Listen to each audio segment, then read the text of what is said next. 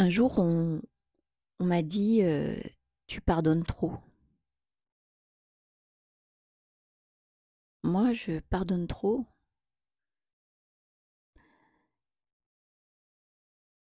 Je ne sais pas comment faire autrement que, de travailler sur le pardon pour que mon propre cœur, hem, ne soit pas le terrain, heu,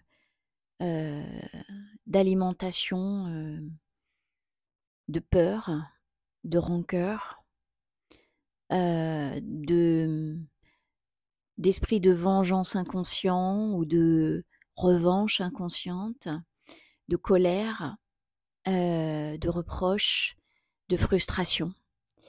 Parce que pardonner ne veut pas dire oublier. Ne pas oublier, c'est avoir conscience que si on refait les mêmes choix avec les mêmes personnes, par exemple, ou peu importe, hein, dans les événements, ça peut avoir des résonances dans n'importe quel domaine, et qu'on a pardonné mais pas oublié, ça veut dire que nos choix sont éclairés de l'histoire et de l'expérience. Mais nos choix, qui sont l'acceptation ou le fait d'aller vers ou de refuser, de retourner vers tel projet, telle personne, etc. Et c'est totalement différent que de pardonner par peur de perdre.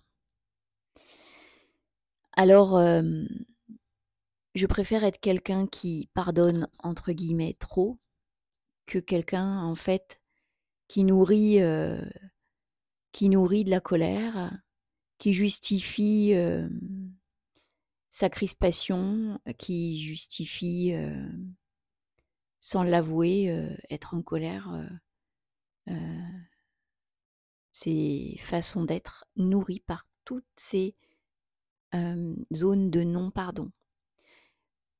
Comment on pardonne? Ben, on accepte. L'histoire, on la refait pas, et la réparation, on peut toujours l'attendre.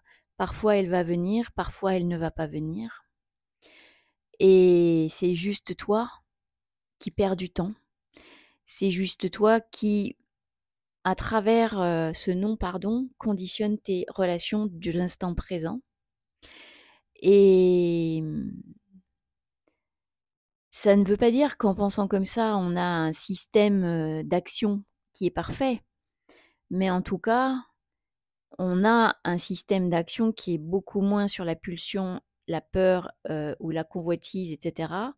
On prend un peu plus de recul, et parfois ça mène à des zones de non-choix, hein, faut pas rêver.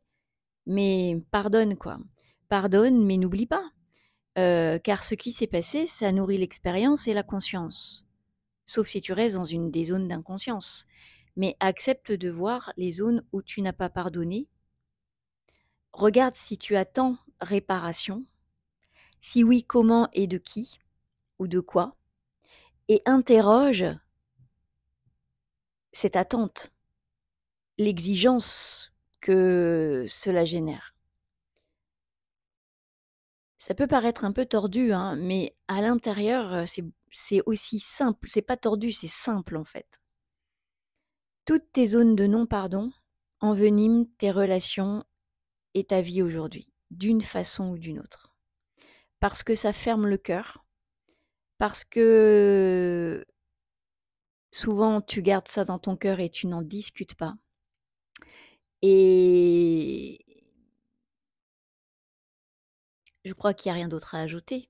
Peut-être, si tu as des choses à rajouter, vas-y, commente.